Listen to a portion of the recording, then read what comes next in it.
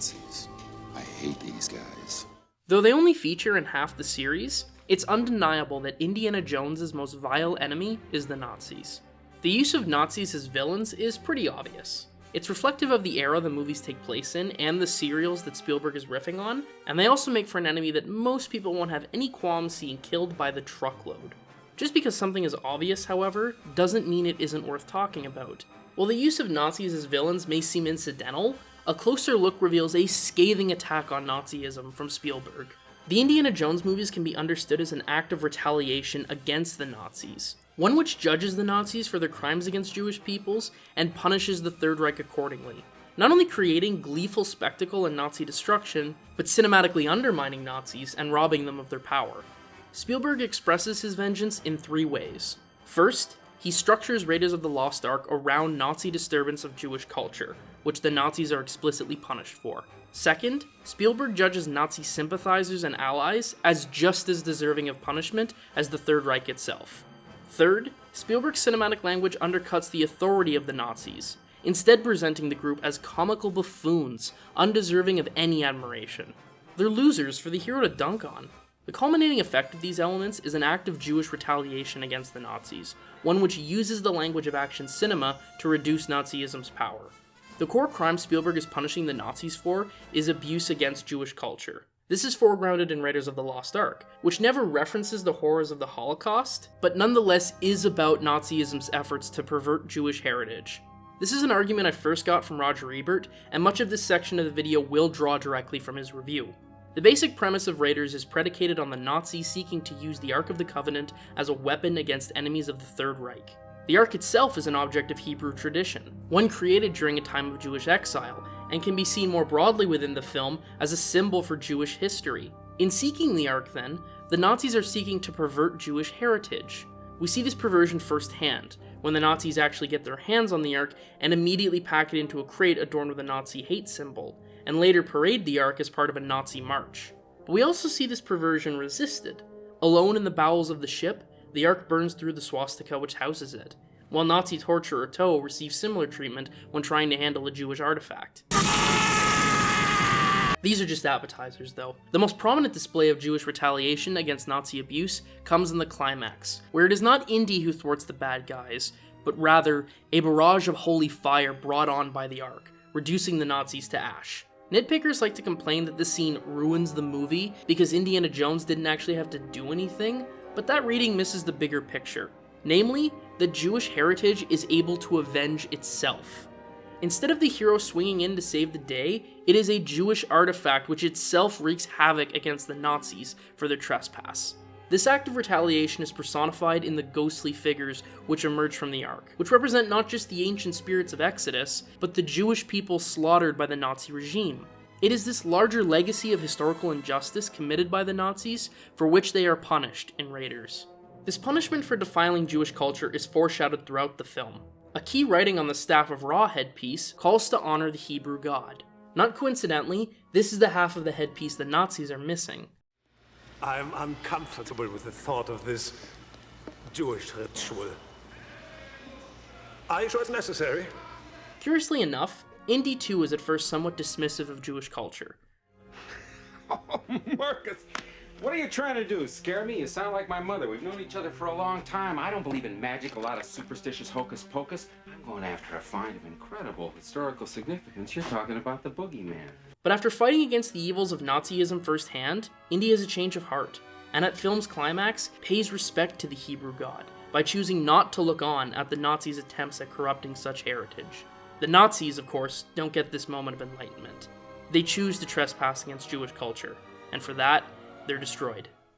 Of course, while Indiana Jones does kill a lot of Nazis in Raiders and in The Last Crusade, the main antagonists themselves are not technically Nazis. I mean, Belloc was a smug asshole and a colonialist prick, but he didn't espouse the values of National Socialism. He just sided with the Nazis to get his hands on the Ark. Same deal with Donovan. He was just a selfish rich guy who figured the easiest way to acquire the Holy Grail was working with the Nazis. Even Elsa Schneider, though technically a party member, shows a clear discomfort and horror with Nazi actions, like book-burning rallies and murdering Sir Sean Connery. No! Get back! All three villains have at least one moment where they try and distance themselves from Nazism and justify their choice of allegiance. We both wanted the Grail. I would have done anything to get it. What kind of people are these friends of yours? This particular time and place, and for my work, they are necessary evils. They're not my friends. Ready to go down in history? As what? A Nazi stooge like you. The Nazis? Is that the limit of Eurovision? And what happens to all of these characters?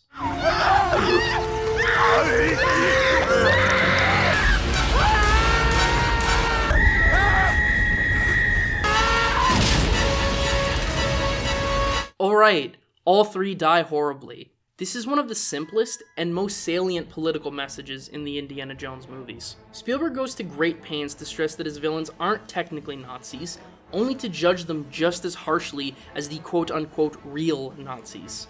The message is clear.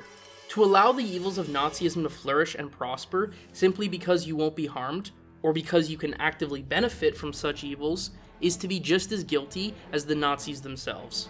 There's a clear historical relevance to the nationalities of these three villains. Belloc representing the subordination of Nazi-occupied France, Donovan the careless indifference of wealthy American isolationists, and Elsa at least comparable to the good German who doesn't support the Nazi cause, but nonetheless turns a blind eye to the atrocities. I do think these connections are very much deliberate on Spielberg's part, but I also think historical allegory will only take us so far. In part because none of these allegories quite work perfectly, and in part because it's the general argument regarding the tolerance of fascism that's ultimately more powerful. Spielberg would explore similar themes more metaphorically in Schindler's List, with the girl in the red coat representing the apathy towards stopping the horrors of Nazism and genocide. But in the Indiana Jones movies, we see Spielberg using narrative to make a similar point regarding the acceptance of evil. This is also visually codified within the works, with the use of Nazi iconography indicating that all three figures are in fact Nazis, despite their protests, and they deserve to be punished as such. And punished they are. The Indiana Jones films gleefully indulge in all manner of Nazi destruction, which Spielberg stages to be exciting and fun. These are movies where we see Nazis punched, shot, thrown, smashed, bashed, crushed, burned, machine gunned, speared, swarmed, exploded, melted, and eviscerated. In terms of their utility in the narrative, the Nazis primarily exist for Indiana Jones to dunk on. But it isn't just that the films depict Nazis being violently defeated repeatedly, but the cinematic language Spielberg uses to depict Nazism inherently undercuts their authority. In his video on Triumph of the Will, Dan Olson argues that the cinematic language of Leni Riefenstahl's propaganda films have largely influenced our collective visual imagination of the Nazis. Lindsay Ellis, in her video The Ideology of the First Order, further argues that the cinematic presentation of the Empire and the First Order in the Star Wars movies draws overtly on Nazi propaganda. But what's interesting about the Indiana Jones movies is that Spielberg's visual depiction of Nazis draws less from Riefenstahl and more from Mel Brooks. Springtime for Hitler and Germany. Which is to say, his depiction is mocking. Though the films do occasionally engage in some Triumph of the Will-esque imagery, the overall thrust of the Indiana Jones movies is to make the Nazis look like comical buffoons. It's not just that these movies inflict a comical amount of suffering on the Nazis, it's the slapstick quality of the violence itself. Spielberg's cinematic language frequently emphasizes comedy. Let's return to this shot. The way Toe suddenly fills an empty frame, moving from bottom to top, coupled with his ridiculous facial expression, emphasizes the farcical nature of the violence. Notice too how this moment of relative quiet sets up Toe's piercing scream as a punchline. The subsequent long shot of Toe panicking in snow makes the man look all the more foolish. And this is typical of the way Spielberg frames Nazi death in these movies. Violent, but also pretty funny. Even in scenes without any violence, Spielberg's depiction is still mocking. The Nazis aren't the meticulously organized and efficient machine Riefenstahl presented, but a collection of disorganized goons barely able to keep their shit together. Now, this is not to suggest that Spielberg doesn't take the threat of Nazism seriously. Characters do reflect on the evil of the Nazis, and Spielberg will use basic cinematic conventions of harsh lighting and low angles to denote what bastards these guys are. But he doesn't emphasize these tricks. Even in scenes where it would make sense to give us a sinister low angle of the imposing villains, like when the Nazis confront Indy here, Spielberg doesn't give them to us, choosing instead for the Nazi presence to largely exist off-screen. In this scene, where Indy and his father are cornered, we get some shots of the Nazis early on that demonstrate the predicament our heroes are in, but the rest of the coverage goes out of its way to keep the Nazis out of frame, with Spielberg never cutting back to them. Now this is partially to make the surprise of this... I told you!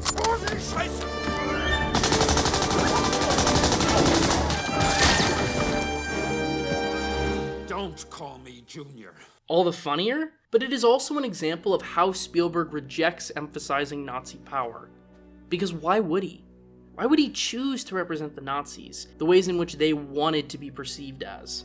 This comical mockery is Spielberg's secret weapon in sticking it to the Nazis. In refusing to present the Nazis as depicted in their own propaganda, Spielberg instead offers a demeaning caricature that robs the Third Reich of its historical power. This separates the Indiana Jones films from works that may espouse hatred for the Nazis, but nonetheless represent fascism visually in ways that echo Nazi propaganda. Take Inglourious Basterds. I think it's pretty clear this movie doesn't like Nazis. Certainly, the film presents Hitler as a grandstanding and whimpering buffoon, but at the same time, the movie clearly loves Hans Landa. He gets some really flattering shots, most of the best dialogue, Christoph Waltz plays the role with charm and intelligence, and he comes across as an imposing and powerful figure. In other words, he's cool, and he's cool in a way that the Nazis in the Indiana Jones movies never are. Put simply, many viewers walk away from Inglourious Basterds loving the evil Nazi, but I can't imagine anyone's favorite Indiana Jones character is General Vogel. Or that guy. This is also what separates the Indiana Jones movies from Spielberg's other depictions of World War II. Movies like Saving Private Ryan, and especially Schindler's List, are able to face the horrors of Nazism far more directly, and both can reflect on certain aspects that the Indiana Jones movies largely can't. But these films also lack the same venomous bite when it comes to depicting the Nazis themselves. These are serious historical dramas after all, and it would be inappropriate to use the same cartoonish portrayal of Nazis in these contexts. But such an approach is entirely appropriate for the action-adventure stylings of Indiana Jones, and Spielberg takes full advantage. In depicting the Nazis through a mocking gaze, Spielberg counters the visual legacy of Nazism informed by propaganda, and instead reduces some of history's most vile monsters to comical buffoons, lacking in authority and unworthy of any admiration. The very existence of the Indiana Jones movies is itself an act of resistance against the Nazis. Decades after the attempted genocide of Jewish peoples, a young Jewish filmmaker was able to make a pair of films which judge the Nazis for their crimes against Jewish culture, holds account those who allowed evil to flourish, and proceeds to undermine the illusions of Nazi strength. That Spielberg expresses this vengeance in a pair of action-adventure movies is all the more profound, with the judgment and destruction of Nazi authority not presented merely as history, but as spectacular entertainment that elicits cheers and laughter. With respect to Tarantino, this isn't the face of Jewish vengeance. This is.